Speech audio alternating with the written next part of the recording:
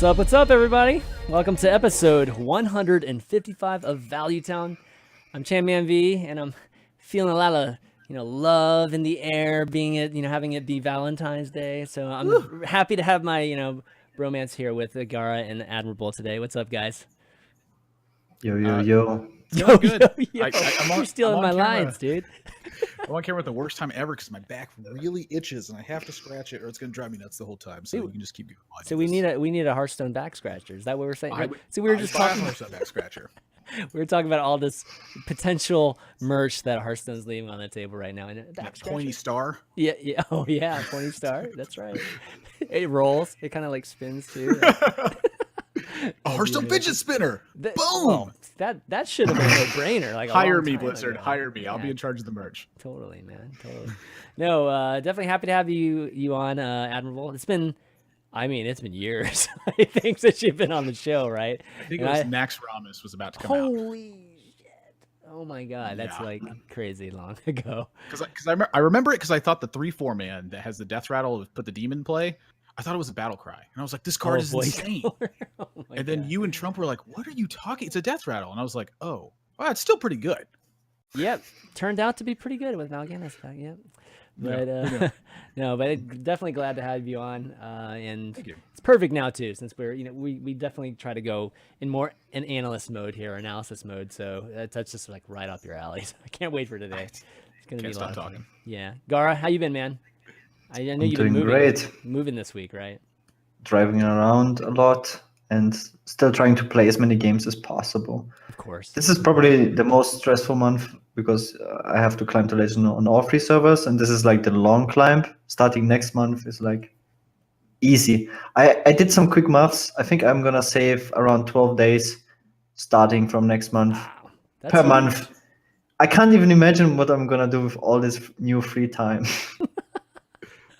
Have some fun. Have some fun. I know, right? Do something other than just grind. Like, maybe play some tournaments, man. Play wild. Hey, they just announced the wild thing. How many people actually grind 3 ladders? I mean, I know people that grind 2. I know quite a few people that grind 2, but 3 ladders. That's hard. Yeah, people don't have the cards. Like even the people that wanna do it, very few have the cards on all 3 servers. Yeah, I think it's a matter of effort. Like who has that much drive and ambition? I don't think I do. Yeah, Gaara, exactly. I mean, it takes something to be able to grind out that style of mentality. You got to put a lot of effort into to earn those extra opportunities. It's around 2,000 games per month. Oh, that's so many. That's a lot. At least. Yeah, at least. Well, before we get started, every month. Before we get started, just want to let you guys know that this episode's sponsored by or brought to you by Six, which is a rental car company you guys might not know about here in the U.S., but they are huge in Europe. They're like literally one of the biggest rental car companies there, and they hope to be the same here in America. So we'll talk a little bit more about that. Also, of course, HSReplay and our patrons, of course, you can go to patreon.com/valuetown if you want to support the show. But yeah, this week, Admirable, like we haven't talked to you in so long, so it'd be great just getting caught up with you. Like, you obviously been cast in the HC circuit for like years now, and obviously got done with Worlds a few weeks back. So what you been up to since Worlds? Since Worlds, I've been relaxing quite a bit. I'm working on looking at my schedule for this year. I'm trying to get everything more in order than it's been. It's been fairly chaotic since I've just kind of been casting by the seat of my pants for a long time now. And with the growth that you're seeing, not only from Hearthstone, but just from esports in general, there's sometimes other opportunities that, get talked about as well. And so being able to organize all that stuff has just been very hard. And I just needed some personal time off. Like contrasting it with last year's first quarter, I did TESPA and I was doing like another ESL event. And then I was doing HCT. And then there was like another event that was going on there. And then there was Trinity Series. And I was gone for like 55 out of 60 days. Yeah. I'm like paying mortgage at a home that like I'm not even staying at for 2 straight months. I was like, oh my gosh. And this first quarter has been a lot more relaxed, but there's a lot of cool stuff going on in Hearthstone. So I took a step back from Hearthstone until the patch dropped, and I started playing a bunch when that happened. And I'm just really enjoying it right now. I think that as much casting as I did, it took a lot away from my time to just be able to play the game and enjoy it. Yeah. It's been way different. I think Worlds was incredible. I like that it's standalone by itself instead of from BlizzCon now, and it gives BlizzCon that more Hearthstone-y feel as well, rather than just being a big tournament. And it's been really cool to watch and just reading about all the plans and hearing about it. And preparing for some more casting coming out this year. Yeah. Yeah. Well, BlizzCon. Hopefully, they'll add more than they had this year to BlizzCon. I definitely would like to see, some. Maybe they'll have the global games. Not global. Is global? Yeah, global games, right? Maybe the finals are next year. But how much of this year, Admirable, is just you feeling more settled as just a caster? Because you're part of the regular main cast of the HCT casting circuit now, right? I mean, there's like 6 of you guys, maybe even 7 or 8 of you guys now. And, versus last year where, you're still probably feeling like you want to do like every single event, just still, to have that kind of prominence. Has it changed basically for you this year? A little bit. I still want to do more events. Like that's what I want to do. I think it took me a while to land there. I was really competitive for a number of years, just like name a card game that I played, and I was trying to be competitive at it. Yeah. And for Hearthstone, I was at the very beginning, but it was so difficult, and there was a very big open space for needing casting talent. And given that I have improv experience and radio experience, it just felt fairly natural to me. And I was pretty bad at it back then. I think it's hard to say that anybody was really good at it back then. But we've learned how to talk about the game and really highlight players and be able to tell better stories. And that's been, for me, like the biggest change of 2016, 2017, and now looking forward to 2018 is just the way that the stories are told and the kind of footage that we can get on players, like being able to go visit Muzzy in his hometown and just get shots of him and have him talk in his own element, I think was really a very special thing to see, because from prior to that, it's really just Muzzy plays a lot of ladder. He wins a lot of tournaments, and he's here yet again. Doesn't say much. Yeah, exactly. Yeah. And just really seeing how the evolution of the tournament scene is happening, I think is really cool. There's still a lot of bumps that we're hitting along the way, and I think there's going to be a lot more obstacles, but obstacles aren't barriers. They're just something that you have to get past, and it's a bit tricky to do it. Yeah. But as far as my casting is concerned, I think this is what I want to do, and whether or not it stays Hearthstone forever is another story. I'm going to keep going to Hearthstone as long as I can. But if any other opportunities crop up, I wouldn't mind taking them at all. I think entertainment is the space that I want to be in until I'm ready to retire. Yeah. A lot of casting has to do with technique too. So when it comes to switching, even if you wanted to cast something else, it's just purely about knowledge more than anything else. Feels that way. Yeah, absolutely. Okay, well, why don't Gaara? I know you were obviously playing, and you tweeted that you got to Legend with an elemental Jade Shaman, in which at first it was just like Shaman was obviously a topic because Shaman's always been like the meme class, or at least been one of the meme classes the last month or ever since the last 2 expansions. It's definitely been in the doghouse. So we've seen a rise in Shaman recently, which we'll talk about a little bit more. But in terms of your Shaman or your experience with the Shaman, how is this Jade Elemental deck? I had actually a very good win rate when I go to Legend. I had 70% win rate, but oftentimes it's hard to say with like a low amount of sample size. Am I just high rolling? Are my opponents unlucky? Yeah. And after I got Legend, I played it on a different server. On a different server, it didn't go so well. And then I couldn't really like pinpoint, was it now because I got like slightly worse matchups, or what is the actual problem? And another thing is that it was right after the nerfs. So most of the decks you're facing are very unrefined. And then if you have like a very good standard mid-range deck, it just punishes all unrefined decks. Then it doesn't really have so much to do with Shaman. And Shaman, the class is designed in a way that you really rely on RNG in many different ways. With like Sral, for example, you can get so many good outcomes from the hero power and just the battle cry effect. And like the totem hero power as well, right? If you just are on a roll where you keep getting spell power totem, and then you're high rolling with lightning storm, and then you just play like a lot of games, and everything goes in your favor. You always get even like just getting flame imps from Maelstrom Portal can really help you win games. And like all of these cards, like Devolve, can give your opponent like really bad minions or really strong minions. And Shaman has like a lot of these random outcomes, and like it was going insanely well. So I thought, oh, maybe Shaman is really good. And then on another server, it didn't go so well. So I can't really say in what kind of spot Shaman is right now. I just noticed that Shaman really doesn't have these broken cards that all the other tier 1 decks have, like Alunef in Secret Mage, or like Skull of Manari, Lucky, like almost, like even Paladin has Call to Arms, which I consider like a very broken card. Shaman doesn't have any of that. Shaman just has these old cards. Like you don't play any new cards in the deck. It's just like yeah, I mean, very fair. Yeah, very fair. Exactly. I would say like it's balanced based on. I always make this reference. It's balanced based on 2016 or 2015, which is like terrible, now because the power level has gone up so much in 2017, 2018. So I mean, I think they have some. I mean, they have really powerful cards like Blaze Caller here, or even Grumble's good. It's just Shaman really doesn't work well. A new version of Lightning Storm, like just the power spike of Lightning Storm. This is what Shaman really needs. Like oftentimes you just devolve. Like people play Spiteful Summoner now, right? How does the Shaman kill that? You can't even kill it with Volcano if they get like a Deathwing. It's how does anybody horrible. Kill it? Really? I mean, and if you devolve something, oftentimes you just I devolved this board. How do I clear it now? I have Maelstrom and Lightning Storm. These cards are horrible now. Yeah. It's like you just can't kill like anything. It's a big issue Shaman has.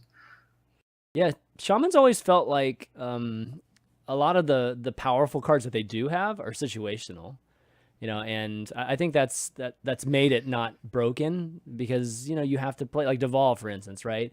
Devolve's good in a lot of cases where you're playing against some type of Death Rattle type of deck or some kind of deck that's taking advantage, like 4 mana 7/7, that sort of thing. But in a in a meta like this where you're getting mana cheats and things like that, devolving a Void Lord doesn't really help me that much, So and you give him a Tyrion. Yeah, it gives him a Tyrion. Well, I think it's part of like just the deck building challenge really for Shaman right now is that because you're doing a lot of fair stuff, you have to come prepared for a situation, and sometimes it's going to work and sometimes it's not. I definitely am in the camp of that. I think Shaman is one of the less powerful classes right now. And a lot of it boils down to the fact that it doesn't really have ways to cheat that mana curve. You think about like Possessed Lackey and the Skull of Minari. You think about being able to scale Druids or scale Jades and ramp in general. Being able to like Vile Spine things, so you get a minion and you kill something at the same time. Like almost every single class feels like it's very powerful anyway. Feels like it has a way to cheat the mana curve in some way or another. Right. Maybe Shaman is just needs another Totem Golem, because like Thing from Below is also like mana cheat. It's just that the totems feel extremely weak right now, even Flametime Totem, just because you don't have that powerful 1-drop or 2-drop. It's just you only have Mana Tide, but besides that, all the other totems are just underpowered. Yeah. I mean, the closest thing to mana cheat that I think this deck has is what John Break, came out with that one Unstable Eruption deck like a while back, right? Where you can kind of cheat out like a 4 mana 7/7. But overall, yeah, I think whiffing 2 expansions in a row is pretty indicative of dropping off of the meta, and I don't know. I'm still kind of torn because I feel like that the Shaman Spellstone just is quite a scary card.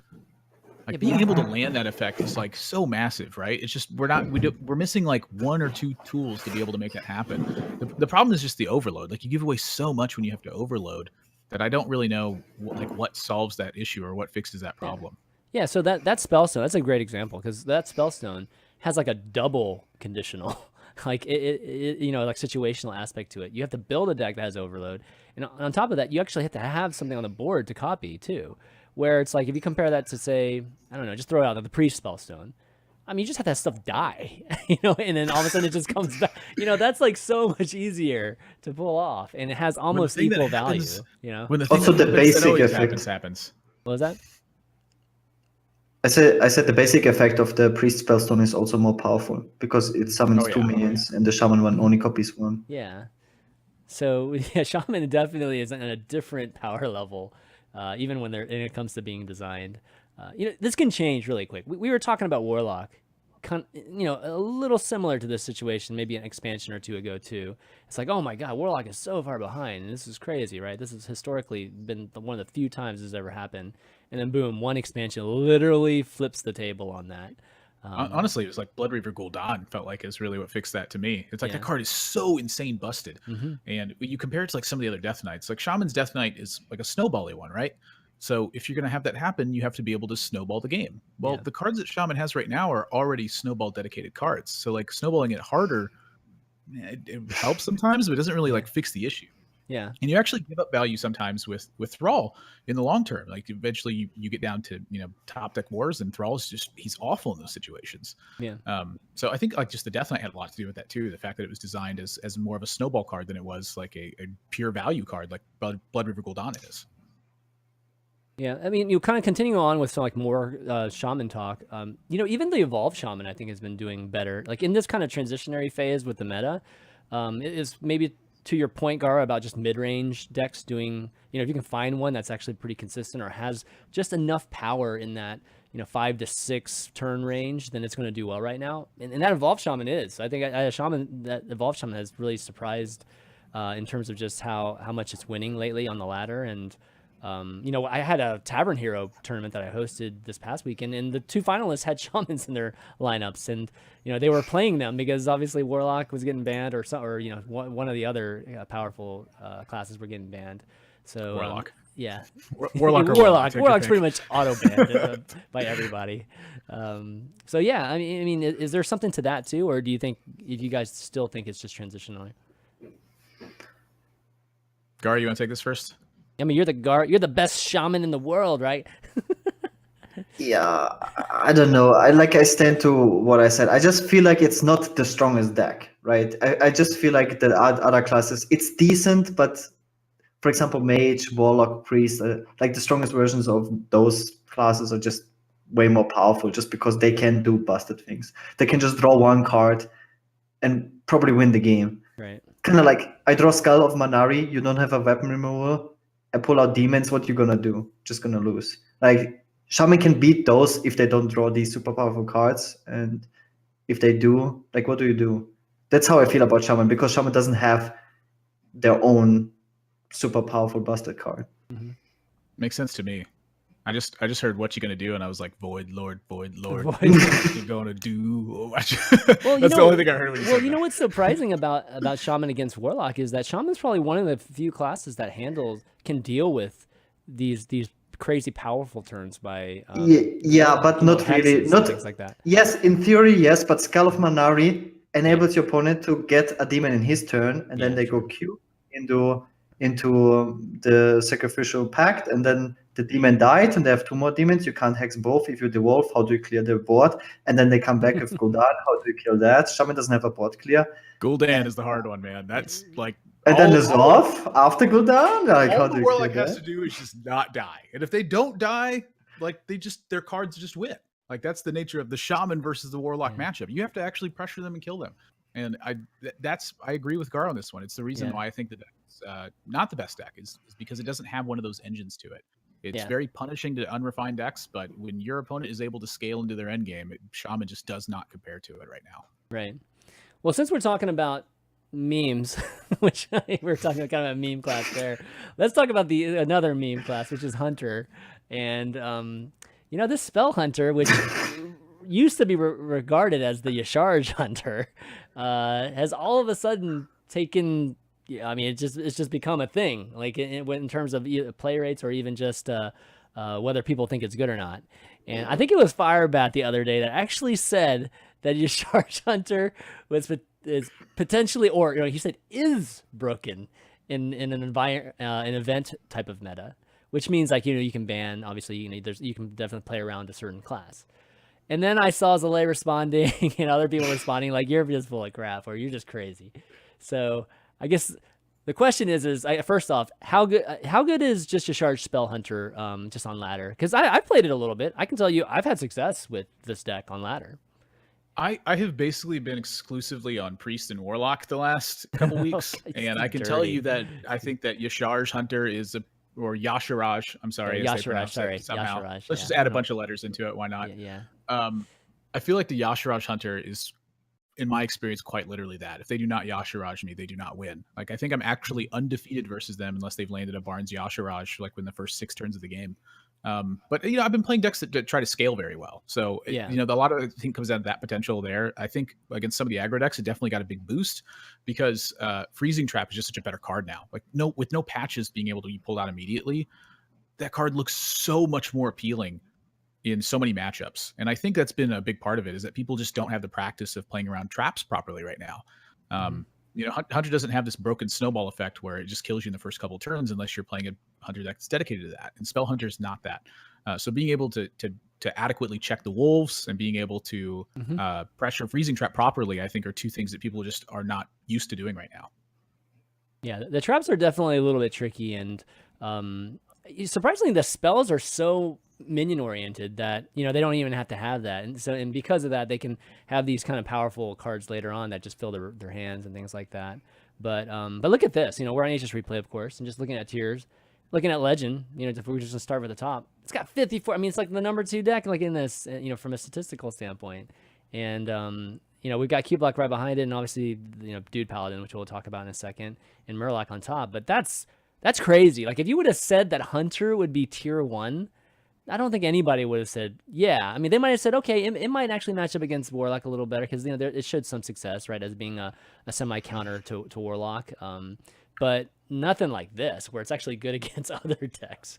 So I think the matchups has a lot to do with it, too. Like, if you actually look at the decks that it's actually good against, it happens to be very, very popular decks right now. Like Secret Mage, look at that, 67% against Secret Mage. I mean, that's huge, right? That makes sense because the flare to me, but like seeing the dragon matchup, like I am very surprised it's that high. Like, because my dragon priest win rate against it was very high. I'm going to try to reference that real quick because I believe I have that somewhere on my desktop here. Yeah, you would think it would tempo it down, but I mean, it obviously if Yashiraj comes out, then you still ought to lose. But oh yeah, I mean, you lose that card a lot. There's not really much way to fix it. yeah. I wonder if it's it's more of a tempo type of game. At that point, it's just like a little bit of a race. The Spell Hunter has such a slow start. I think it is kind of surprising. We'd have to really see what the matches were, but Demon Warlock too, right? Demon Warlock has a crazy win percentage against Demon Warlock.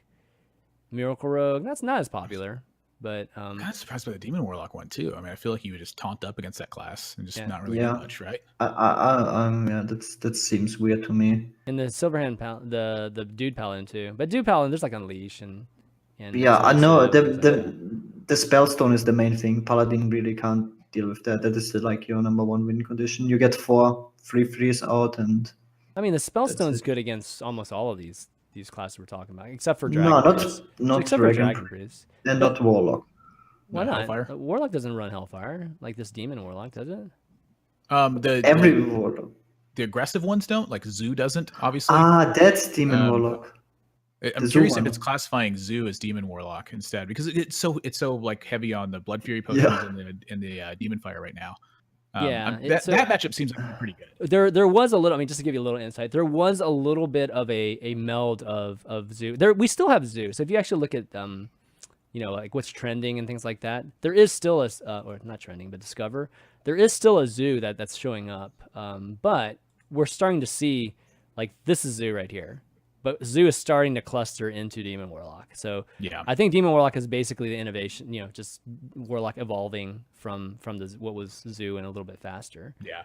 It makes a lot of sense that Spell Hunter would be powerful against that as well, because they're trying to stack onto one big minion. And then you have Hunter's Mark and Freezing Trap, and sometimes you have Deadly Shot, and being able to handle the wolves properly. Like those are cards that I think are big liabilities when you're playing a Demon Warlock deck like that. When suddenly you run into these giant tools that are meant to tackle one giant minion at the same time. So I could see that matchup being quite troublesome. So against if you run into a lot of Zoob, that may be one of the reasons that Spell Hunter is performing so well right now is just partially that, because my experience against Zoo Warlock has been quite negative. I've been losing to it a lot. And it, with Spell Hunter, it's like I've been beating that deck a lot. So I'm guessing they're preying on the matchups that I happen to be quite weak to at the moment. Yeah, I played a lot of Priest too, and I had no problems with Spell Hunter when I was playing Priest.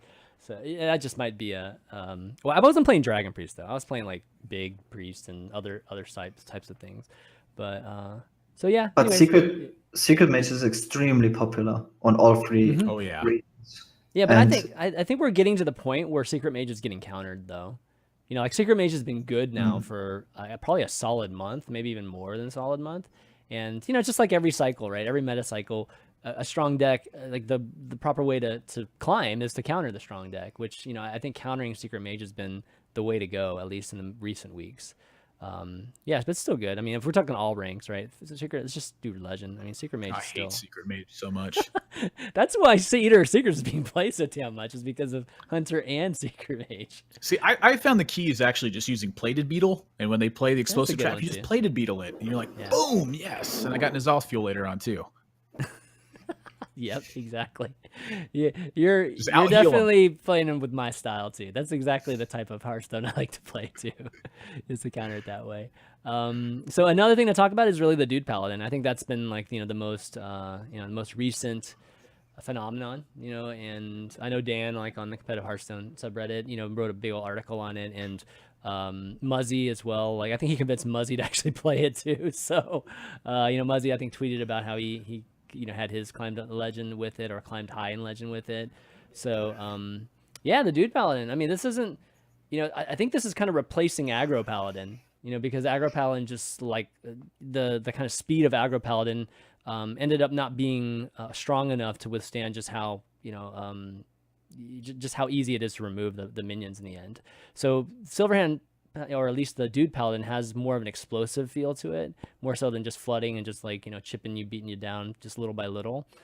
So what are your thoughts on this deck? I mean, is this going to be around for a while, you think, or this is just more of a fad? It's a tough question to answer. Like the metagame, I still think is shaping, and we're starting to see decks emerge as the better ones. But what tools can you bring to the table to really douse that? I definitely think Paladin is one of the stronger classes, and in my experience against it, Murloc Paladin has been a little bit stronger, I'd say. But I may just be getting Megasword a lot. I think Megasword is like a really powerful card that people forget about, and just being able to Cold Light Seer outside of range of like Hellfire and Defiles and things like that. It can make it a really tough matchup for the decks that I personally have been playing. But it seems like it's a very strong deck. It's got power plays at every step of the curve. It's got great refill, and it will outright punish you if you do not check it properly. And I think those are the makings of a very strong deck, is when you have those tools in place. Yeah, I also think it comes down to how it is in comparison to the Murloc Paladin. If it will do better over time, then usually people tend to play the better version, right? And if Murloc Paladin is stronger, then people will play more Murloc Paladin. If the Dude Paladin is better, then people will prefer that. They're more or less along the same lines. I mean, they're the same type of deck. It's just the slight speed of it, right? And it's whether it's one's a little bit better in the early game versus the late game. But we're clearly in this type of Paladin, at least this era of Paladin is where where the strength is. And control Paladin's we're probably still a long ways. I was hoping maybe OTK Paladin might get some more steam here, but no, that's not. ChanManV just wants to auction master Buto and coin people to death. I know, dude. Come on, man. That's the good stuff. Die to the power of my money. 4 horsemen, baby. Just die to the 4 horsemen. That's what I've been waiting to do.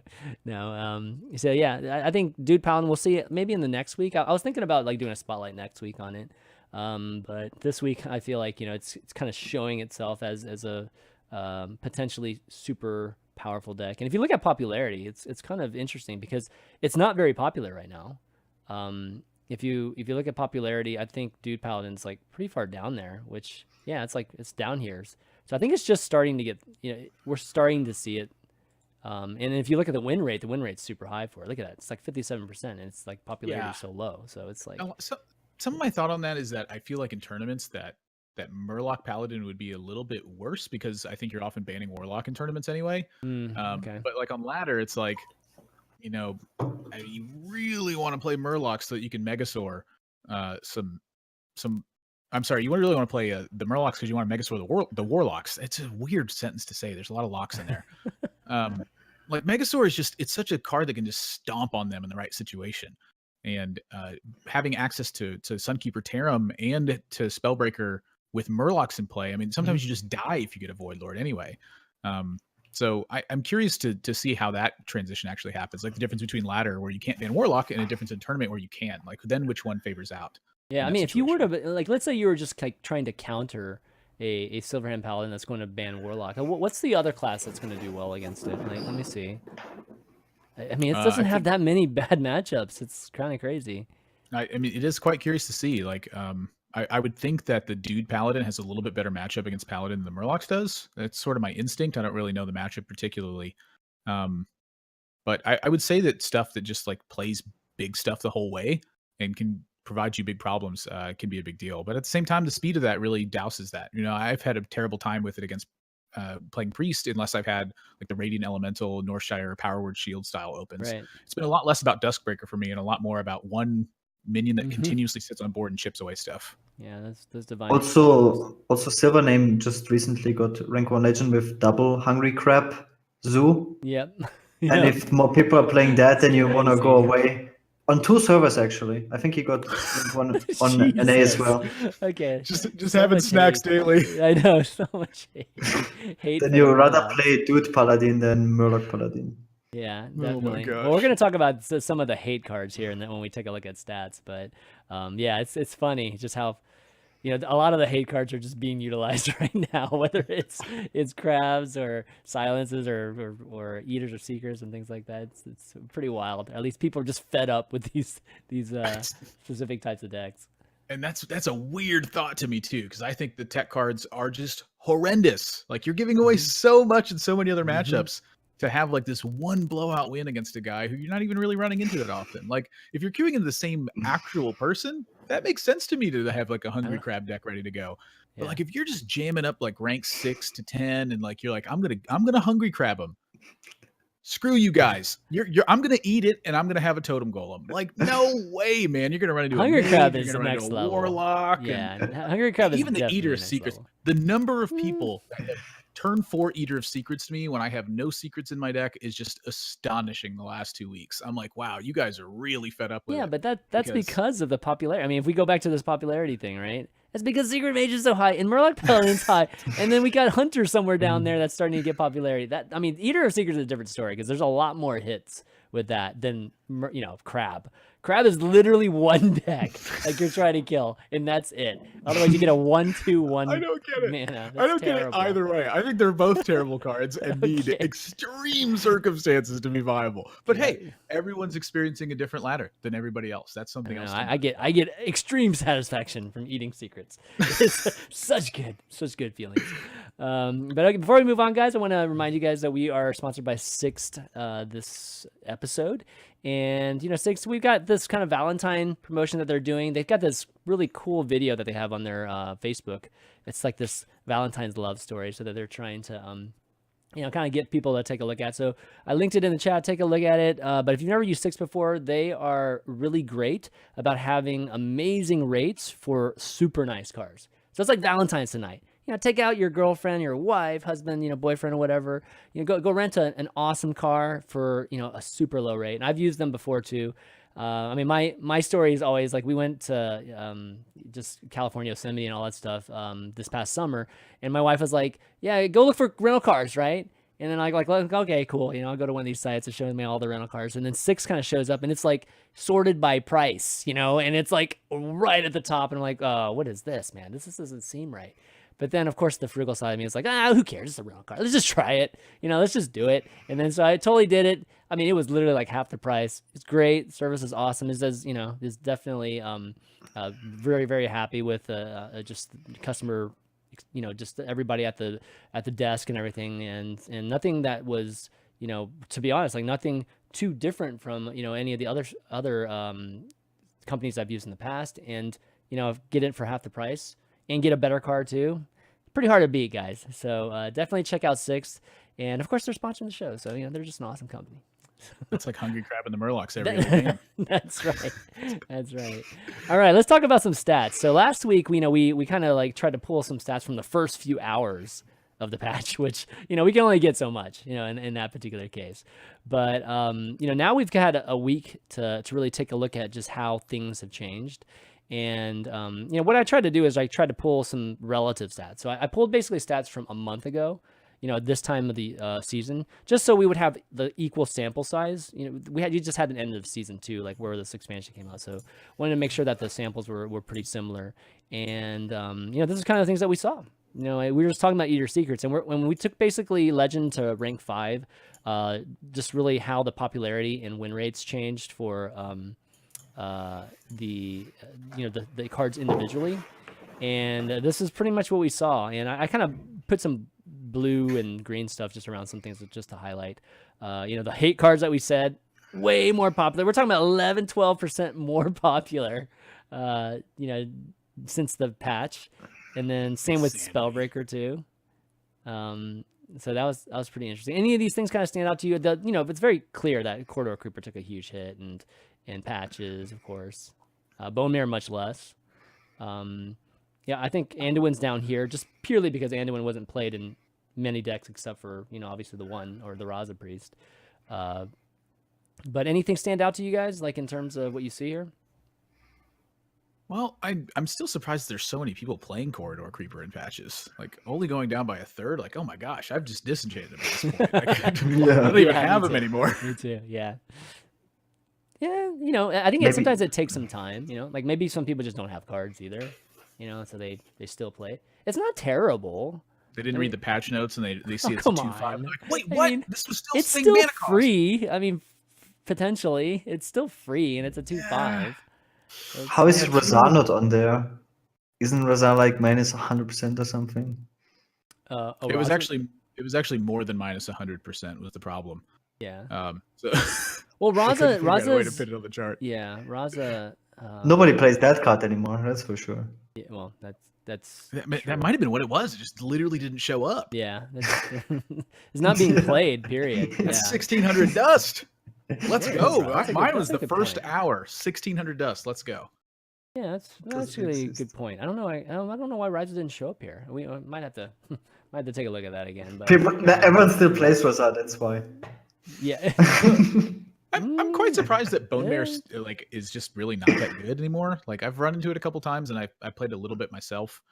And man, 8 mana is a world of difference. Like, when your opponent gets their 7 mana turn to handle stuff, it just unlocks so many more opportunities for basically every single deck to get ahead of you. Like looking at Big Priest, for instance, it's a turn they Psychic Scream or they play a Spellstone. Against Rogue, for instance, a lot of times it's a turn they Gadget an Auctioneer. Now at this stage against Paladin, you're probably pretty tough to land a Bone Mare against a deck that's just going really wide and having the threat of tear him turn after turn after turn from there. Like, you have to do so much more to check the board.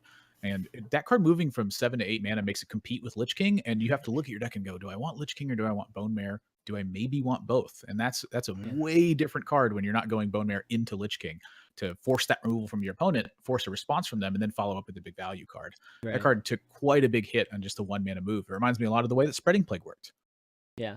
Oh, well, I mean, of course it's going to take a hit. I don't even think it's taken that big of a hit.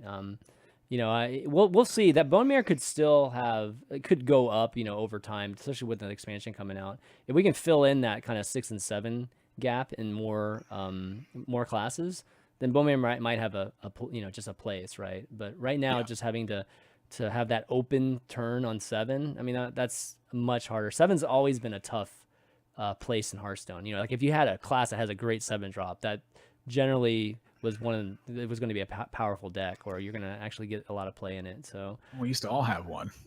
Oh, well, yeah, but now I'm talking class cards. I'm not talking about yeah, exactly. One thing, another thing to notice too, or another thing to point out, and it's not really something that just recently happened, is that Spellbreaker, obviously is popular, went up 9%, but it went up, the rank delta only went up 1, and that's because it used to be number 2. And now it's number 1. So Spellbreaker's been popular for so long, and it's still obviously super popular. I mean, is this the right way to deal with Q blocks and control locks? Because that's pretty much the only thing I'm thinking about, why it's being so popular right now. Yeah, 7's pretty good. Also, you run now double Spellbreaker in some Q block lists. Yeah. Now that you don't have to run Mountain Giants anymore, just for the mirror. It's just nuts to me. Like how we discussed earlier, one way to beat Warlock is to kill them. And once you have the board, the only way to get through a Void Lord is most of the time a Spellbreaker. Like, how else do you give them the finishing blow? And that's probably the main reason why people even play Spellbreaker, just to finish off a Demon Lock or a Q block.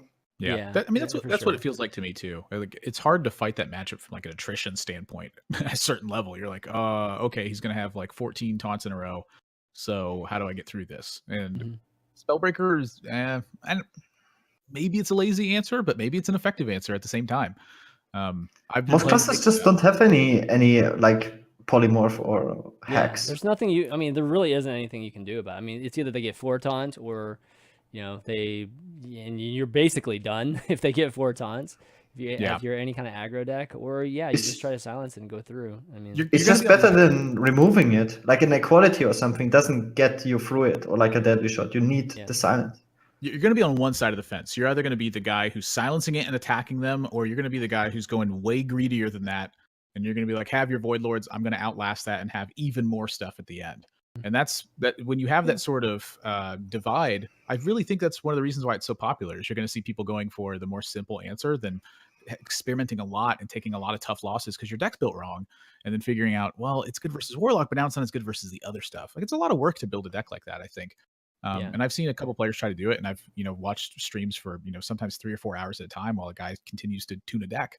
And at the end, he goes, "Oh, it doesn't work," and he scraps it. He goes back to control Warlock. Yeah, back to control. Right. But also Rin is such a huge problem. You can't outgreed Rin. Like, one of the only ways to outgreed it with a different class than Warlock is to Scar King Geist to get rid of the pacts and then silence the Rin. Else you lose to Rin every time. It's such a frustrating card to play against. I love Rin. I do too. think Rin is Rin. It's a big mana sink, and like having the opportunity to like pressure your opponent while they're trying to go for it, oftentimes put you in a situation where you're like, well, can I get trapped by a different outcome here, or should I just let him commit to this and slowly build the pressure and try to kill him? I feel like it adds a really interesting deck building dynamic to it, where if you expect to face Rin quite often, you should have some sort of pressure plan in mind, or you should be packing away to fight adequately against Rin. Because one of the biggest problems I've had is when I play Rin, they prince it or they faceless it, and I'm like, oh my gosh, I didn't think about that. Operative it. Yeah, because like sometimes I play it and I'm like, if they silence this, it's not a big deal. I have pressure to follow this up, and then they just copy it. And I'm like, game just got weird. All right, let's figure this out. No, definitely. And the thing about Rin for me is that I just like different types of win conditions. And we don't have that much variety, in Hearthstone. So when we can actually, have a card like this, and you have to be really careful with it, like you can't just make it crazy powerful because then it just becomes stupid. But I think right now where Rin's at, it's great. I'm waiting for the day where, Rin is something, especially in tournament play, where we might have been able to see it, just the scenario just never came up really at Worlds or anything like that, is where you have Rin and you're just like trying to rush down, like to get, just to like burn your opponent's deck, because that's literally their win condition is like in their deck, right? And you're trying to play this like different way. Like Rin normally is just a way to extend the game to like, the longest it can possibly be and win that kind of greedy game. But Rin becoming like a win condition, in the first 10, 11 turns is actually really intriguing to me too. So it's like the classic StarCraft battle where you're trying to wall off the ramp before the exactly. get in. You're like, how much time do I have? Can I block it up? Exactly. Repair the supply depot. Yeah, exactly. So I don't know. It's kind of good. It can be very toxic if it's not, like done correctly. But right now, I don't think it's too bad. Like I think a lot of Rin decks just lose. That to me is going to be the trouble with any alternate win condition style of card, is that if it happens too often, it's not exciting anymore. Like the fact that Rin happens so rarely, from a realistic standpoint, like how many games do you get Rinned out? Like 1 out of like 10,000 maybe. And I think that's even being liberal with the estimate. If you have it happen instead like every 1 out of every 20 games, it's like, oh, now it's just really ugly and not exciting anymore because I just die to this thing I can't stop sometimes. So I think I'm satisfied with where that card's at right now. It's a big mana sink and it's quite a weak card in a lot of matchups. Gaara, you run into it a lot? Like you in tournaments, especially. In tournaments? Most games are decided by Rin, especially Mirror. Like Demon Mirror comes down. Yeah, for sure. Mirror does. It literally comes down to who draws Rin first wins the game. Nothing else matters. You full mulligan. You full mulligan for Stonehill and Rin, and whoever gets it first wins. I've played a lot of Rin. I crafted Golden Rin on day 1, so I do. You crafted. I can feel what I was talking Rin? about. That card's so cool. It's super cool, yeah. It is cool, but man, that's hardcore, dude. That's hardcore. I don't want to kill my opponent. I just want to blow up their deck. That's just way cooler. No kidding. And then you draw the weapon, and you're like, fuck. Well, then you got to get 2 Rins. Then you got to get 2 Rins. I saw you. your tweet about that. Yeah, that was good. That was Honestly, good. I mainly play Rin for the value. It's just so much value in one card. Just a lot of stuff to do. That's what I like about it. True. All right, let's take a look at classes. How classes are affected. All right. I think biggest class that got affected was Rogue. I mean, kind of the theme of this episode, at least the title of this episode. So it dropped in popularity 14.13%, and I mean by far the biggest. Obviously, Druid took a hit, Priest took a hit. Druid, obviously Aggro Druid took the biggest hit from that. So Aggro Druid clearly was a very popular deck too. But Rogue, Rogue, I think we're going to see a pretty big change. In the coming future, and we're kind of seeing it in the mist right now. Like we saw this Tempo Rogue obviously being one of the dominant decks, and then we saw this little window where Kingsbane Rogue was getting played, and it was like an interesting discussion, and a lot of pros were like, "Oh man, I didn't realize this deck was so cool," So a lot of it was kind of rising a little bit in popularity, and then it's pretty much been shut down since the nerfs came out. Man, it's exactly right. What do you do to them? Yeah, They're so powerful. Yeah, what do you guys think the future Rogue is then? Like Miracle, Quest? I mean, what do you guys think? Miracle seems to be the most realistic one. With the Feldoris and the just getting those 4/4s down or whatever. Honestly, I got destroyed by a Malygos Rogue who played really bad. Like everyone was agreeing he did some really big misplays, and he ended up OTKing. Yeah, and he still ended up OTKing me with like just Barnes pulling Malygos and just shift. He had Barnes too. I mean, it's Barnes. Holy I mean, crap, yeah, but he had also like the Kobold, like the double spell power Kobold. He played that and then Shadow Step on that, and then that's kind of cool. Like it was so much. Like he really misplayed a lot, and then Valera of course as well. And then, then you can just spam. You can just spam like the Sinister Strikes and whatnot. Like it was so easy, like for him to kill me. That's actually like quite interesting. The idea of like Shadow Stepping and Evolved Kobold, and then playing 2 of those in the same turn with Valera, and then trying to blow them up. I kind of like that. Yeah, I mean, there's a lot of combos that are 2-card combos that are still great in Rogue. So I'm not worried about Rogue. I'm just kind of curious as to to what direction we're going to take, because Rogue's been obviously super powerful, but I think people underestimated how powerful Patches was in Rogue, and how powerful Thrash Burglar was as a card. Well, did they underestimate it? No, they didn't underestimate it. We all knew it was quite good. No, how much it will affect Rogue as a class. That's I mean, it definitely affected Rogue as a class, and that's part of like the liability that Blizzard has to live with when they nerf cards as well. They designed the entire metagame with those cards in mind, and so when they have to go and change them because they're just getting out of hand, you look at it and you go, well, now what do we do? Like, we'd have to change so much stuff to make it like seem fair or even or where we intended it to be. That's just a colossal task. Like it's just not going to happen when you have to change cards. So I'm also in the camp of that. I think Rogue's going to have to undergo some sort of evolution here, where we have to see something else happen, and I'm quite happy with that, because Tempo Rogue to me just didn't feel very rogue-like. It was just like play stuff and hit them. And I'm like, oh, your cards say combo, but like, what do they just kill stuff and attack more? Like, not for me. I don't really know how you design Rogue as a class for Hearthstone, honestly. Like, how do you capture that feeling, and what do you want it to do, and what is it supposed to do? Like, I definitely don't want it to be Gadget Zan Auctioneer best deals anywhere for the next 4 years. I'd like to see some alternate Gadget Zan style cards for Rogue. I mean, why hasn't that card come up on lists of Hall of Fames? Like, that's been coming up recently, right? Where it's Dan or whatever talking about, the designers have been asking me what's Hall of Fame, and like Gadget Zan, like that used to be one of the cards that a lot of people have said basically retire our Hall of Fame, yet that doesn't come up anymore. And so I just kind of feel like it's just been accepted that it's a Rogue card, basically, and at times, maybe Druids can utilize it too, but for the most part, it's been so important to classes, especially ones like Rogue that have cheap spells. I want to see more cheap spells, which is why I want Auctioneer gone. You just can't print a lot of cheap spells while Auctioneer's there. Yeah.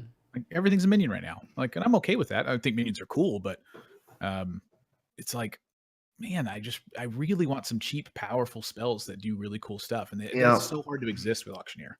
It always reminds you of what Colento said, that the cheapest spells are actually the most skill-intensive cards in the game Yeah. because you can use them all the time in so many different ways. Decision making, yeah. Like you always have to make a decision on that card. Yeah, that's a good point.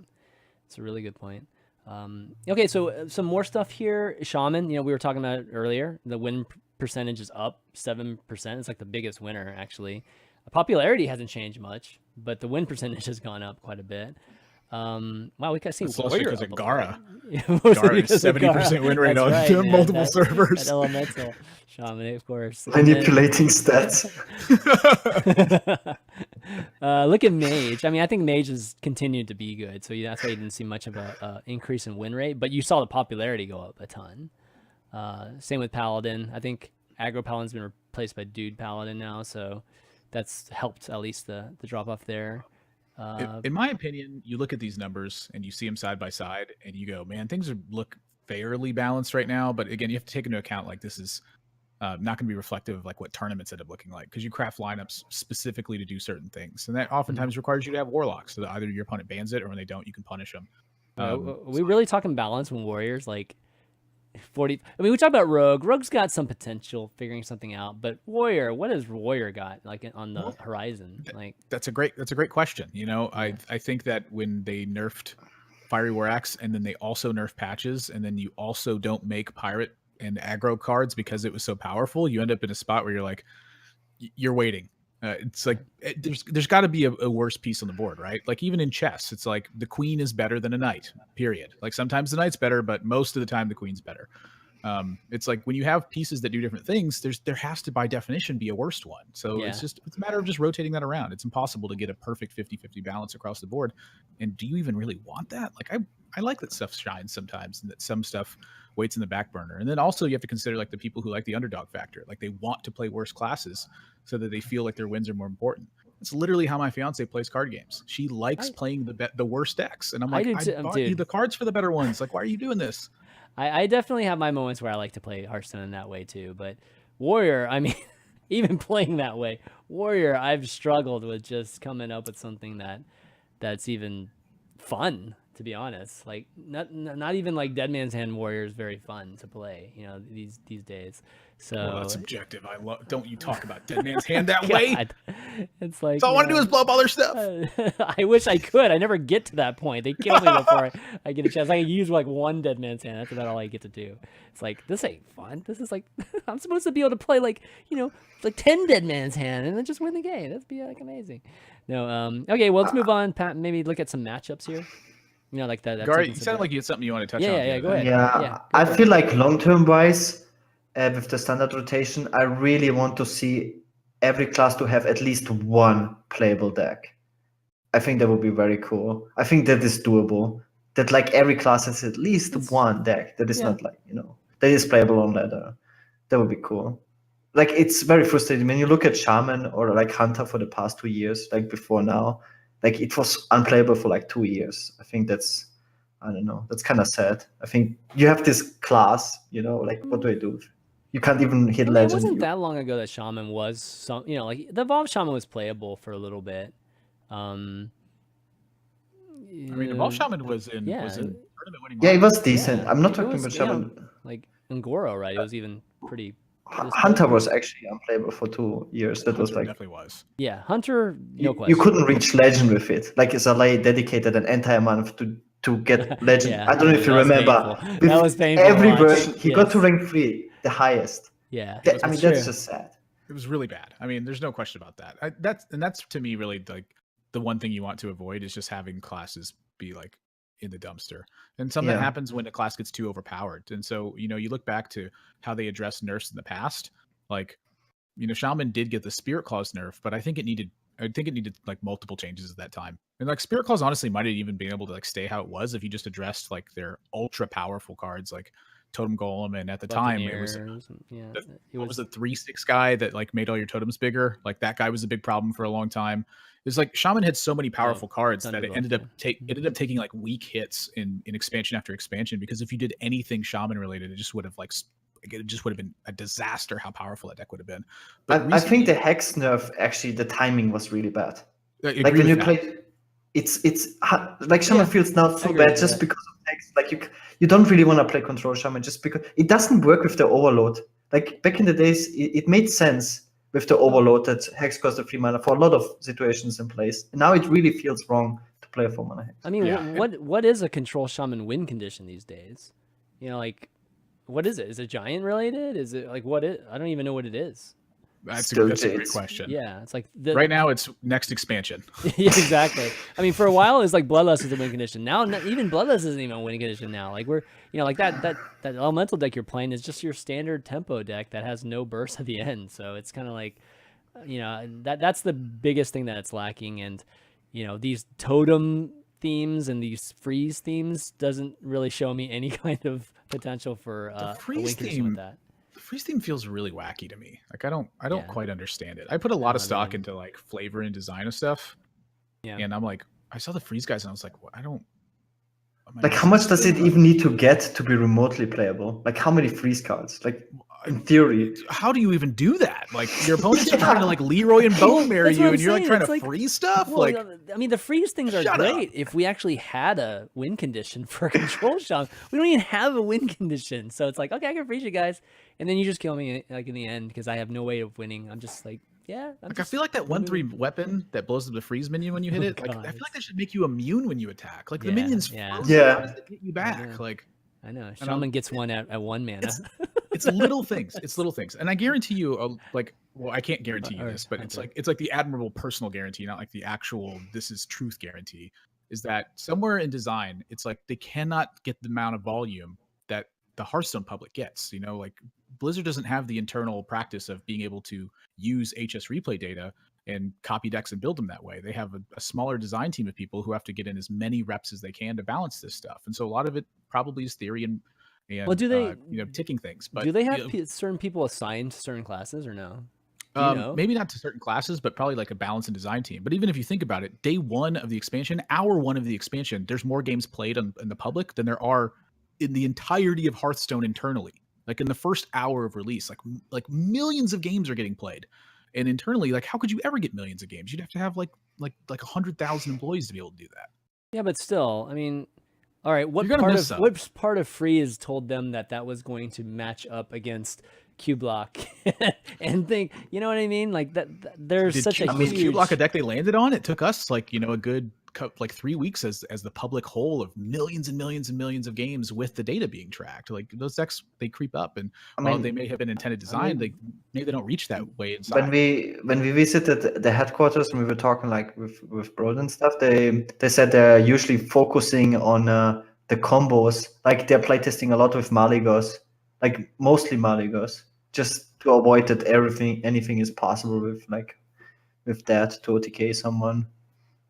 Yeah, but when you cheat mana, I mean, that's going to be super strong. I mean, we've talked about cheating mana for a long time, even in terms of ramp and Innovate. Now we're talking about a theme, an actual expansion theme being cheat mana, and you know when one class doesn't get that, then there's going to be a huge issue. You know, we're talking like 4 mana 7/7 means back in the day. But at least you had 3 overload. Nowadays, you're getting 4 mana 7/7-ish type of power for nothing. I mean, like literally no huge, like big penalty or at all. You know, it's because the spells are too weak. Like for example, Priest got Psychic Scream as a remover, which is the best board clear in the game. Yeah. And the other classes didn't. It's like, what do you do?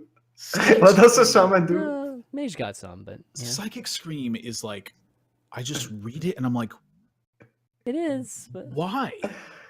And that was at a time where Razakus Priest was the best deck in the game, and then they get Psychic Scream. Twisting Nether. And then they get Psychic Scream. It makes it's better than Twisting Nether, and it's cheaper than it. Like so Psychic Scream, like I think in a vacuum is it's just insane, ridiculous, and we did see it. You know, we did see some of the the power of it when Razakus Priest was super powerful. But now, in more of like a temple-based priest, that card doesn't have a play. Like that we don't play that card in Spiteful Summoner Priest, and we don't play that card in like Dragon, right? So Doesn't stop the fact Well, that it's potentially broken. You know? I'm playing it in Dragon. Yeah. I actually you are don't playing have it in Dragon, really? Potion. I actually Okay. don't have Dragonfire Wow. Potion, and I do have Psychic Scream. What? That's okay. That's And it's been crazy. insane. That's card is okay. I don't so think that bonkers. makes sense. But Man, you just stick a bunch of Voidwalkers and stuff in their deck, and you're like, have fun. It's, Your it's next crazy few how draws are powerful. going to be really great, top notch draws with those kobolds and mistresses and Voidwalkers that you got from that Void Lord. All right. By the way, cool. here's my Duskbreaker. Yeah. All right. Well, let's see. Why don't we talk a little bit about some news? Kind of move on from talking about stats, but we've got some news, in terms of Tempo Storm too. So, I mean, it's something like I kind of knew about. So I wasn't actually sure if the news was already out or not. But then I saw the actual official announcement. So Amnesiac and Chalky are joining Tempo Storm. Amnesiac as a player, Chalky as a coach.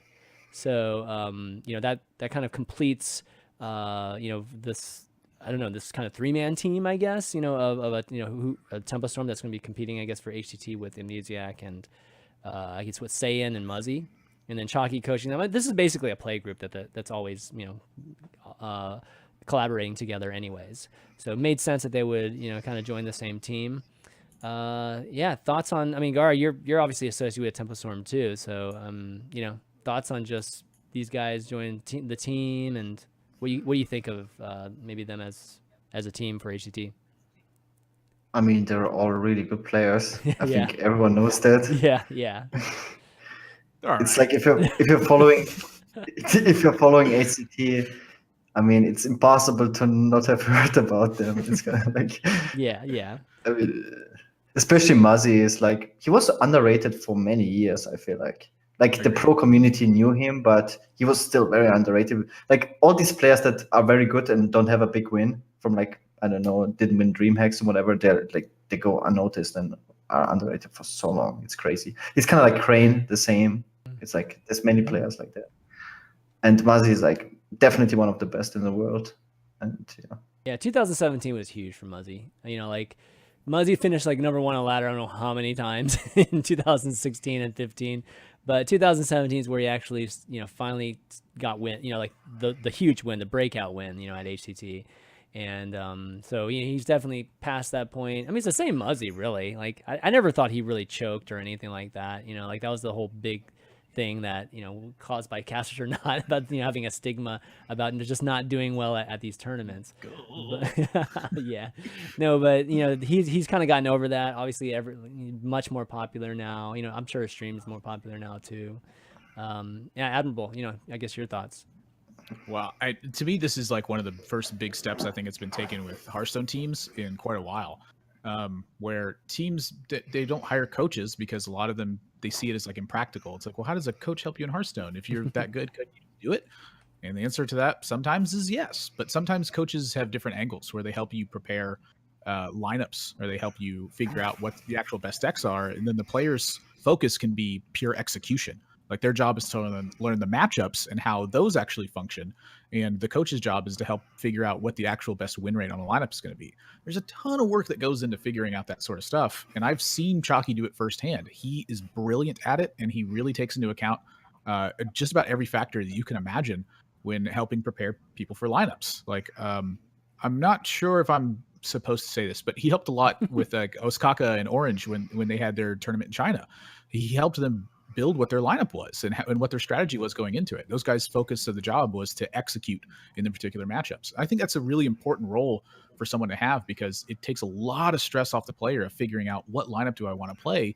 And you have somebody who's there to help guide you and say, I think these are the lineups that you should consider the most, and here's the one that I think is the best. And so you take that stress away from having to build a lineup and prepare for a tournament. And instead, you focus purely on the execution aspect. Yeah, I think a lot of people underestimate how much time you have to invest in finishing a high ladder, for example, for HCT. Like if you have to ladder every single day for 10 hours, and that is without playing tournaments, you don't have time oftentimes to do spreadsheets and, analyze matchups and whatnot, find new decks. That's also like a lot of work, like scout what are other people playing.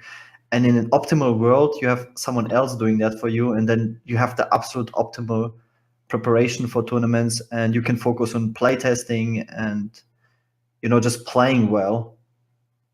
And And, like as a team, picking up a coach, coach isn't necessarily someone you have to send out to all the events either, so I would say that even having a coach, not only, I don't know what salary coaches normally make, but even just from an expense standpoint, I don't even think it would be that expensive to have a coach. So it makes you wonder, yeah, why don't more teams have one? Because it totally makes sense. And, Chalky in particular, he's totally a numbers guy too, like making spreadsheets, analytics, crunching numbers. And, he's proven even as a player that he has a immense understanding of this game. And like you said, he's probably been a big part of a lot of success for a lot of other big name players right now. So, it fits really well. Chalky, I think, has been kind of finding that spot for himself, I think, in the community. And I think this is like a perfect one for him. I also think it's just important with the timing of the new team-based stuff for HCT as well, where the top teams are going to be getting extra earnings for placing as a top team. And Tempo Storm clearly has a focus on getting as much of an edge as they possibly can. And that puts everyone else on notice. If you don't have top players and you don't have a coach who can work with those guys, how are you going to take first place? If they're the team out there that cares the most about it and they're putting in the most work, I would have to say that they are the favorite to take first place in the team standings. Yeah, there's still a lot of good players, like they're available. I think that 2018 is, a very opportunistic year for any teams that, really want to try to get into HCT early. This is the year to do it, guys, because I think when 2019 comes out, we're going to see the team aspect of HCT be upgraded. And it's just going to be like a no-brainer that teams and organizations should get back into Hearthstone, from that standpoint. And then you'll, be left with definitely much smaller player pool to pick from. Right now, we've got some of the best players in the world still looking for teams, and, if you're listening, you should probably think about that too. It's because Hearthstone seems to be heading in that direction. It feels that way to me for sure. Yeah, which is exciting. I think that's really, really cool. Like, kind of getting away from the individual based Hearthstone is something that shouldn't just be like gimmicky. Like we see like one or two events a season, or even the world, the global games. It's like it'd be good to see, an HCT type of investment into it, and then you'll see companies, kind of reconsidering, what their value proposition is for picking up players in the Hearthstone space. It's like a big difference between something being important and something being a highlight. Yeah, exactly. Okay, well, any other bit of news that we might have missed? I don't think so, right? It's been a pretty quiet week other than that. They announced, right before the show, they announced the Wild tournament is coming back. Right. Oh, I didn't see that. Okay. Yeah. So, that's cool. It's coming back. I was wondering when they're going to do another one. I mean, the first one was so successful, right? And then they didn't do another one. I hope it's not just one time a year type of thing. Okay, where is it? I didn't see it. What I really like is they're doing now multiple open qualifiers for it, instead of you have to finish like top 100 legend or something in Wild. So pretty much everyone who has the collection can participate in it. And I think it's much better than previous year. I like that system better of the open qualifiers because it alleviates a lot of the time pressure for professionals out there who want to try their hand at it as well. If you have to finish Legend on multiple servers to try to get your best finish possible and then also finish Legend in Wild, like that's just, where do you have time for that? There's not enough hours in the day. So I like the open tournament system for qualifiers on these styles of events. And I think that this is something I'd personally would like to see a lot more of. Okay, so sign up and compete in your region's open qualifiers February 18th. And the qualifiers will take place, I guess the deadline is February 18th, and then the qualifiers take place the 22nd through the 25th, and then March 1st through 4th. Okay, there will be 128 player Swiss brackets per region per week with best of 3 matches in Conquest. That's cool. That's definitely great. And then top 16, 8 from each bracket will duke it out in the single elimination playoff to determine who moves on to the regional playoffs. Okay, so yeah, there's and it's open deck lists. Oh, is it? Yeah. Oh, that's kind of cool too. I kind of like the open deck list thing. I'm not sure yet what to think about it. If that's I'm always better. torn. Like there's benefits and consequences to both sides. I like having the main reason why I like it is just because it's different too. Like we definitely have just our normal kind of everybody knows the decks in other. It's also It's also just definitely more fair until we get in-client support for it as well. Mm-hmm. Yeah. Like, it's very difficult to check something like that if you don't have in-client support, unless the deck lists are open. Wait, so 8 finalists for the okay. So first is $8,000. Is that it? Really? I thought the prize for last year's was much more than that. I think I don't know what last year's was. I mean, my instinct would have been that it was a 25K prize pool. Really? Oh, I thought it was more than that for some reason. It's not bad for going through one bracket and then one more bracket, right? Yeah, I guess not. Yeah. I mean, it's just open. Like, you don't have, like, the way you qualify for this is you It's queue up single Hearthstone and in play. too. So it's. I wonder how many people will actually participate in that. Like when I checked lot. earlier I in the think a lot. registration, You don't think so? not so many people signed up. Oh, You can where's actually- registration? no. Let's see. Where is it? Right here. Let me see. ChanMan's going to register. Wild champion ChanMan Heck coming yeah, in right now. dude! I wonder how many people actually have like now a full wild collection. You know. All right. Battlefy. Yeah, it's Battlefy. Where do you see participants? Here we go. Okay. Oh my god. Asia is the place to go, guys. Let's Gaara, get on that, dude. Get Easy. all over that, man. Do you have to have Easy. residents in that region to 7 register? players. Oh Do my you god. have to have residency I don't there know. to register? That's a good question. Because think about time zone Holy. difference right now. Like right here, it's 2 in the afternoon. In Asia, what time does that make it? They're probably just not awake right now. Yeah, I guess it literally did just get. Yeah, it's 6 a.m. I think. Yeah. Yeah. Sure. Like, so those 7 guys, they're the grinders who are out there playing right now, and they go, They're like, like, you know, hot dog, I've got They're like, I've got shut a, registration. That's Tom. Close That's registration now, guys. I've got Fugit and Stalag. All right, I'm gonna sign up for this right now. And in the morning, everyone's gonna log in and go, Exactly. buy to disenchant my Lotheb. Oh man, let's see. I don't think even I've know what seen the best anything. free classes are in Wild. I'm gonna guess that Priest is pretty up there, and I'm gonna guess that Warlock is pretty up there. That's just Yeah, those are pretty wild guesses there. I don't think I see anything about having to be in the. I don't know. We'll have to see the rules for it, but I don't know. Potentially, you could. I mean, Gaara, you're one of the people that can choose between whichever ones you want to play in. Probably. Nah, not. I think I can only play on Europe. Okay. Well, 118. Because of That's a lot of residency. people, right? I mean, we have 128 person bracket, I mean, right? So. if this was a standard tournament, it would already be like 500 on the waiting list. Just in comparison, I think. which, Oh. if you want to know why the prize pool is 25K, that's probably the reason. I mean, 25K Yeah. is still nothing to scoff at, man. It's still No, it's not. $25,000. It's not. for I'm just. Hearthstone, I mean, I'm right? just spoiled from. I mean, if this is the Standard. only wild tournament for the entire Yeah. Yeah, this I'm is the only inverse one. spoiled Yeah. from all the other card games I've played, where we're like $50 to first. Yes! Let me just look how much the 2017 Wild tournament was. I feel like it was more. Gar, you remember those days? Yeah. It's like first prize was like some dude, booster packs. What? Yeah, just booster packs. What? $50? Yeah, I What? remember the day. Store credit, store credit. Store credit. Oh my god. And you had to play against really good players to get Oh my it. god, they were so good. Those guys just I don't understand how they were so good for that. Because I was like, Yeah, I was like, crazy man, for packs, man. That's what it's all about. Pack crazy. Okay, I don't know how much it was. If somebody in the chat knows how much the last Wild turn was, yeah, definitely let us know. Control is gonna win this one. Control's you good. think so? He almost I won think the Chalk is last gonna one. win I it. mean, he's definitely. Oh, you got second, right? Yeah, he almost won the previous one. He is one of the best control Wild players, that's for sure. All right, why don't we take some time to give some thanks to our patrons who support the show, always the rock and foundation of the reason we're able to even do the show. So big shout out to our legendary producers Mike T and GoTricks 2, and then a few others: Gary D, Bryce L, David C, Alex F, Bruce W, Michael O, Graham S, Anthony L, Enburst, Gabriel G, and Joel A. Lots more. We're gonna get to you probably eventually, so don't worry. We'll eventually, if you're supporting the show, we will read your name as a supporter, and we just want to give you guys thanks for doing that. And you can go to patreon.com/valuetown and support us. You can throw in $1, kind of episode. It really helps out, guys, in terms of paying for any expenses that we have for this show and just keeping us doing it.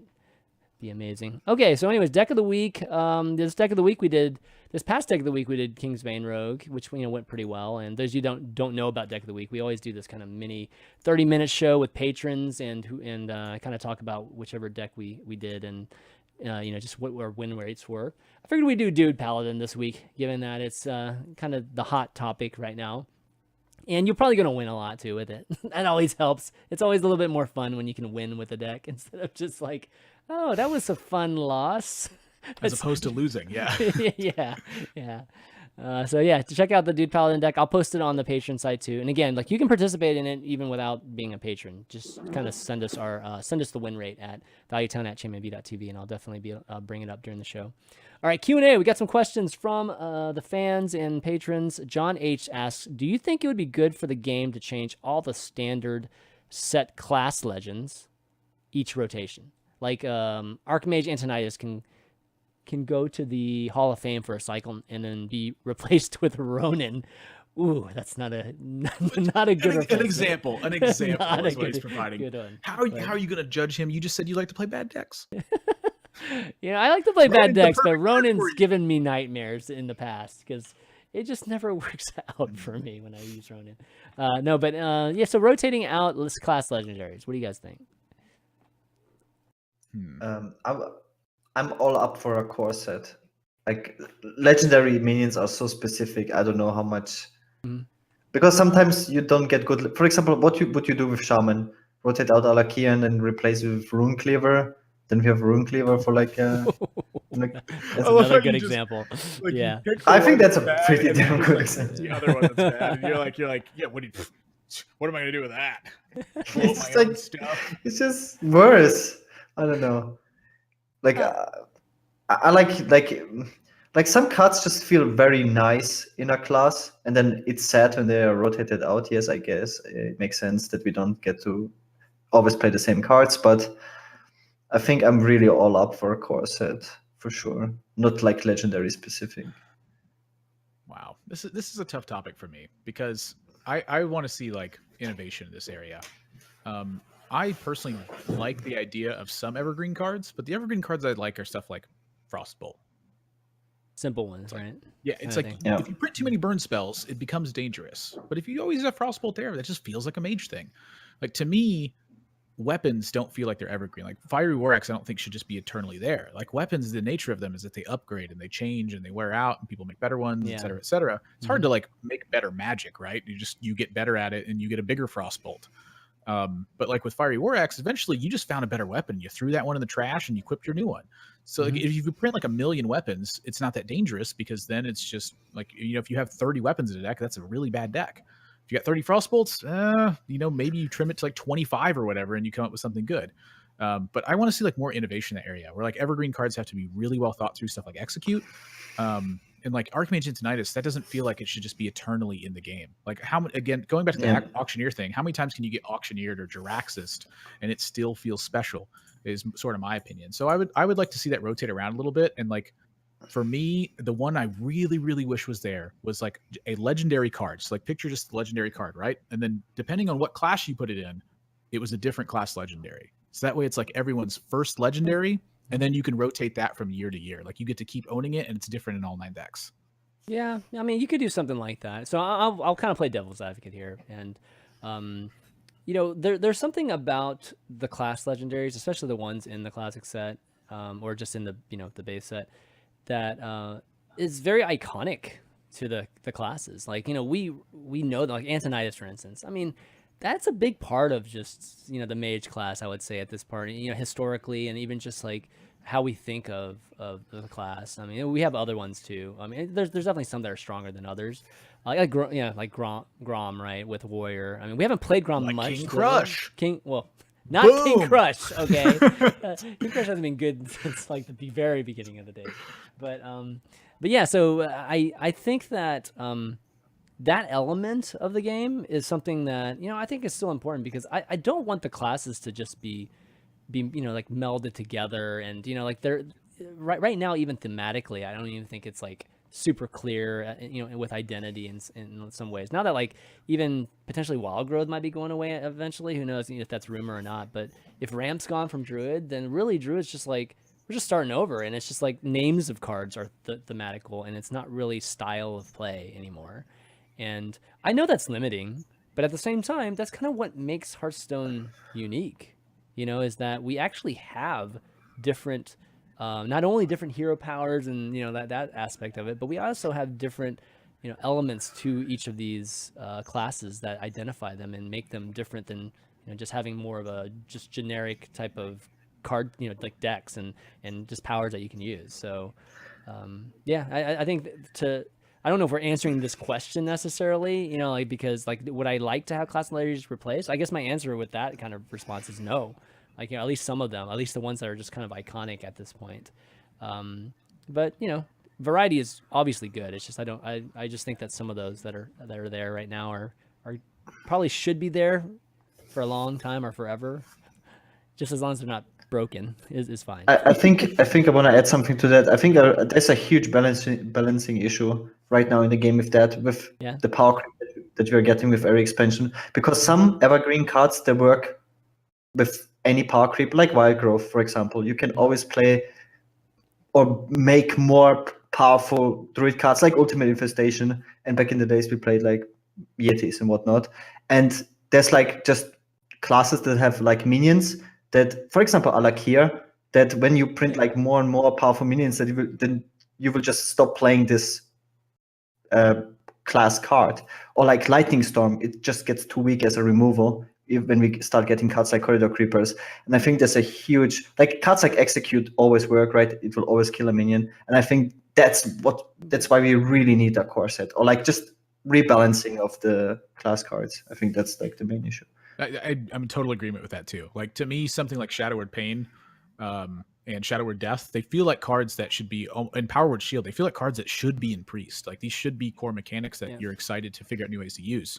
But for me, it's like, how many more times can I really Sorcerer's Apprentice somebody and be really satisfied with it? I think Sorcerer's Apprentice is a cool card, but like, maybe you make different takes on that. Maybe you make a cheaper version or a more sturdy version that cheapens spells that you draw as you draw them. I look at like what was that 3-cost? The Shadow Beast thing that Priest had, where it was every card you drew cost 1 less. Yeah, subtracted 1 less. Yeah. Like, to me, that felt like so much more like a Mage card than it did like a Priest card.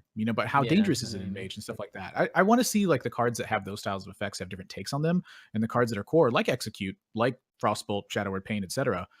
Those be really the core mechanics that you still see there. Because if you print too many removal spells, it's a bad thing. If you print too many burn spells, it's a bad thing.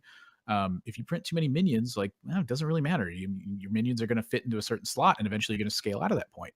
It's sort of my take on it. And so I'm for rotation of minions, and that's why I don't like the class neutral legendary, or the class legendaries the way they are right now, is because they're all minions. Or like Hyman in Hunter. It used to be like the core card in so many Hunter decks. Like, how long will Hyman be like the best 6-drop for Hunter? Until lions go extinct, I guess. Well, I mean, you're talking about Hunter class itself. I mean, there's not very many.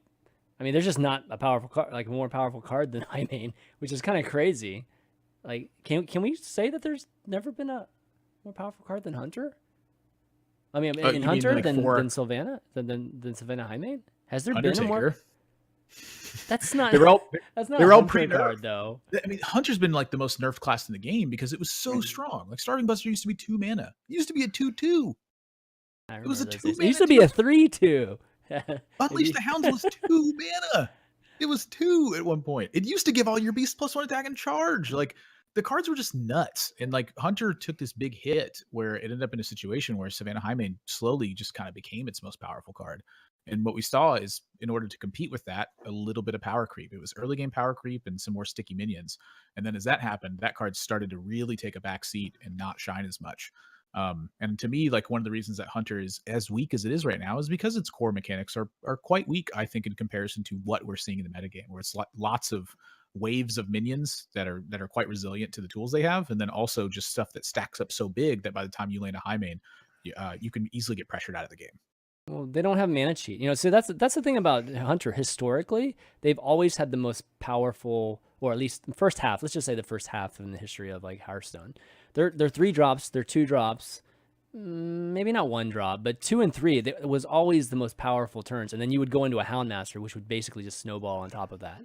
And so, like, tempo-wise, they always had the advantage. Animal Companion was like one of the most powerful 3 drops for a long time, even with the RNG involved in it. I think it still quite is. It's still good, right? Yeah, and then Eaglehorn Bow too. I mean, like, these Kill Command, these were like some of the most powerful 3 drops, and that carried the class for a long time. Now, like, you literally haven't seen any upgrades to that. Like, power level wise, we haven't seen anything more powerful than those 3 cards. I mean, the closest thing is want Cloaked upgrades to Huntress. those? Cloaked Huntress is probably the closest. What was that?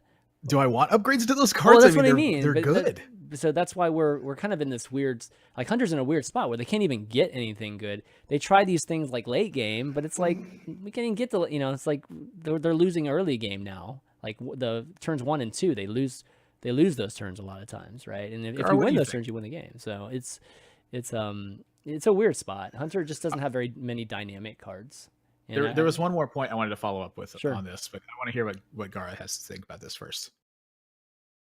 About what if you want more powerful cards for the, or just like Hunter in general, like what Yeah. needs to give for this class in order for it to be something that's like appealing and fun? I think sometimes we have these cards that just I don't want to be rotated out, kind of like Death Spite in Warrior. Like I think Glaive Zuka in Hunter was something like that. It just like, or like Quickshot, like Glaive Zuka and Quickshot rotated out and nothing replaced those cards. Yeah. And this is really what Hunter needed, and it fit like so perfectly in the class. Quickshot especially. Like Hunter had no card draw, or still has no card draw, and it's just a perfect card. It's what Hunter needs, a 2-mana removal card, like something that a draw engine when you run out of cards, and then it's gone, and nothing replaces it. It got Viper Shot or something instead. It's like ridiculous, right? And because it's a spell, this is why I really think you should really focus on class spells and weapons, right? Instead of minions. I really think it like the longer the game goes, the worse it will get. Hunter to me feels like the exception to the rule is that their spells or their minions can be one or the other. And if you think about a Hunter traditionally, I feel like the class is just lost right now. Its identity is all there's no identity stuff. to it. Yeah. Hunters prey on weak targets. That's the nature of a hunter, is that you hunt down a weaker target. So like, why doesn't Hunter have more effects that do things when things are damaged? Like if you have more life than your opponent, or if you've gotten them below a certain threshold of life, or if they have weakened minions in play, or if you killed something this turn. Like Hunter has nothing like that. Hunter's Mark is really its closest thing to a weakened minion, but it weakens it itself, which I don't have a problem with. I think it's a great card. But that's like something that's really missing in Hunter to me, is the idea that you're preying on weak targets. Well, we've talked about this in the past. I can't remember exactly when, but what about just trying to bring Buzzard back? Like, why don't we lower it some? Like, I mean, right now it's 5 mana 2/2, right? What about 4 mana 2/3? Could Buzzard have been like a 2 mana Cult Master for beasts? Is kind of what I'm wondering. And it's a starving Buzzard. Yeah, like why is sure. Sure. I mean, just redesigning that card basically. Yeah. Like for me, it's like if you recruit more beasts, like they're starving even more. Why does he get stuff? Like it should get stuff when things are dead, because then it vultures on these dead things, right? I don't know.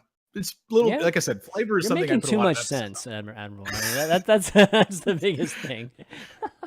Okay, well, we got another question here. Jason R. I'm sure you talked about this at some point, but have you ever noticed that when you drop from rank X to rank X -1, you lose an extra star? For example, if you are rank 9 0-star and you lose, you drop to rank 8 with 4 stars, and when you should be rank 5 with 5 stars. Does this seem right to you, or am I crazy? Yeah, it's a 50. It's yes and no. Yeah. When you lose at 1 star on a rank, you go to 0 star on the rank. Right. So then when you lose from there, you go down to the 4-star ranking on it, because you don't ever get to the 0-star rank, whatever, if you rank up to that mark. You always go to 1 star at that mark. So when you lose that 1, it's effectively like you're losing that 5th star on the rank previous. So, it's playing tricks on your mind. Yeah. Like when you clear that level, it does give you a little bit of a buffer. It just doesn't, you just probably don't realize it. You only realize it whenever you drop off, and then you receive the opposite of that. You're staring at it there, and you're like, what? Yeah, exactly. Actually, we had one more question from Ahmed. Let me see where it is. I gotta go find it. Talk about something else while I'm finding it. I can see Gaara's face thinking around right now. He's like, wait a minute, do I lose an extra star? Is that why the climb on some of these servers has been harder? Yeah, exactly, right. I remember. I don't know what he's talking about, because I only ever see you can't lose stars with this rank. That's the only one I ever see. That's what happens now at those basement levels or whatever.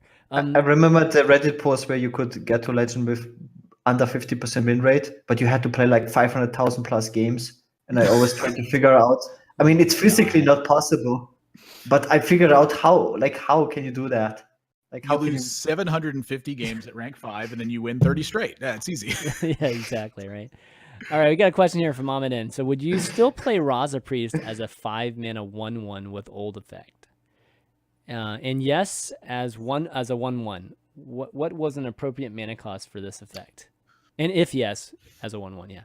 So would you play it at 1/1 at 5 mana? And if you wouldn't, then what would be an actual correct type of stat line and cost for that kind of effect?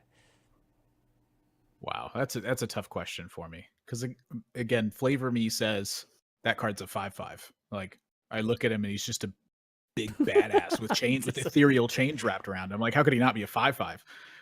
Maybe 6 mana, maybe 7 mana. I'm not really sure. 7 mana 5/5 doesn't feel right. It just feels kind of weird. But 6 mana 5/5, it feels like an Emperor's Thaurissan style of effect. How much does it change how powerful it is, though? Like how powerful the deck is? That's a good question. I mean, at 5 mana 1/1, that card is way weak because you never get any tempo out of it. Like it does nothing. Your opponent just ignores it and hits you in the face. But at 5/5, like you'd have to slow it down still. So I'm not actually sure. At 4/4, it just feels like a weird card to me. Like I don't really see him. Like maybe if you shrunk the art a little bit, zoomed out on the art into about the art is affecting the way it should be. Oh my god! Yes, okay. Man. Like imagine if King Crush was like a 4-mana 4/4. You'd be like, what? He'd be better. He'd be better. Way better than he would feel right now. It's a Tyrannosaurus Rex. Like how can it be a 4/4? That doesn't even make sense.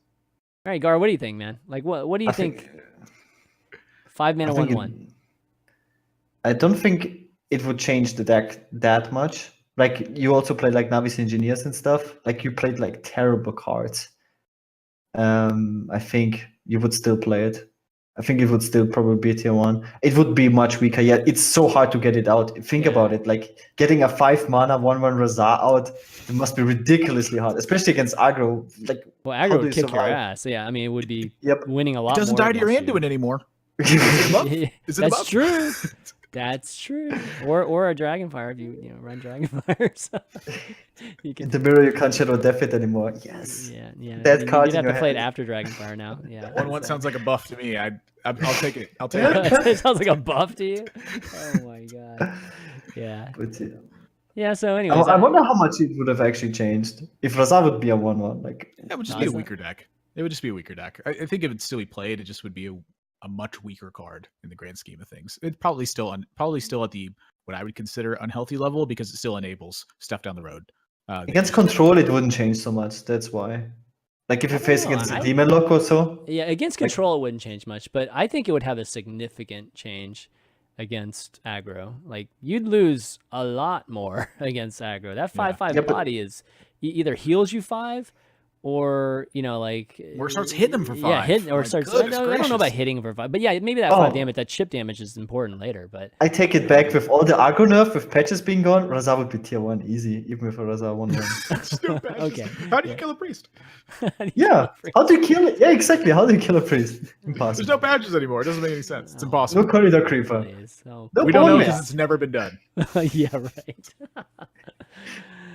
All right. 10 mana 1/1. 10 mana 1/1. Oh my god, that's a huge nerf to Spiteful Summoner, by the way. 10 mana 1/1. Well, some people wouldn't play a 10 mana 30/30 like ever. So 10 mana 1/1 would never be. I don't know. What would the effect have to be for you to play a 10 mana 1/1? Auto in the game. Like Razar. Like Raza, no. What? You focus your mana. Anduin goes. Yeah. Okay, Gul'dan. Yeah, it's pretty much what it is. Yeah. You would just get a free. I actually would muck up your board sometimes because you would have the one less slot for demons. The penalty for playing it. When you get the 0 void lords, you mentioned like N'Zoth effect plus healing, something like that. I think N'Zoth could. I mean, do we ever think about the 5/7? Let's be honest. Do you actually think about the 5/7 when you play N'Zoth? This is going to be my final thing that I talk about, I think. 5/7 N'Zoth. I was playing with Chalky, and he was playing the Dead Man's N'Zoth Warrior, and we were trying to learn the matchup for a tournament he had coming up. And he's in some mid-range matchup, and he's holding N'Zoth, and he's like, I think I hold N'Zoth a little bit longer. And I'm like, you're getting back a Mountain Fire armor. He goes, so? And I was like, you're getting 9/10 for 10 mana. If that's not enough to win right now, then you're not going to win this game. And he's like, oh man, you're right. And he just plays in his auth and just smashes the dude because he gets 9-10 worth of the stats out of it. And I was like, sometimes 9-10 for 10 mana is just a good deal. It depends on how the game rolls. Everything's situational. And to me, that's the beauty of Hearthstone. Yeah, but see, that whole point that you made there, Admiral, you didn't even talk about the 5/7 body. No, 9-10 worth of stats. He got 1 Mountain Fire armor. Oh my! Oh, you're talking about One okay, Mountain Fire armor. together. Okay, yeah, okay. That's you got 5/7 and 4/3. Yeah, okay, yeah. It's definitely a big deal. It's very similar to Tyrion. How powerful actually Ashbringer is. How powerful 15 damage actually is, because people still only have 30 HP forever. I think it's a big deal. It's like you can win a game just with Tyrion and the Ashbringer. Like that's how powerful it is. People underestimate like stats. Just the People 6/6 actually body. underestimate Ashbringer. Yes. Really? No. Like how low 30 HP is. Like if you have like people underestimate tempo as a win condition. Yeah. Like if you have, this is why Spellbreaker is so strong in a lot of situations. This is why I got to Legend with Shaman. Like you get this one turn, you get tempo, and then you just win the game. It goes so fast in Hearthstone. You have like a big body on board. You get like N'Zoth is a big body. It's a 5/7. If you can, like Admirable said, you have Mountain Fire armor. It's just like 10 damage. Well, you smacked him in the face 2 times, you won the game. Yeah. Well, Admirable taught me a long time ago, just go to the dome. If you're ever like uncertain, just go to the dome. So yeah. Will your opponent's minion kill you? If no, hit him. Right. Exactly. Easy flowchart right there. Just think about double mana Worm Opener. You can't kill it on like in 2 turns, you're dead. Yeah. You're just dead.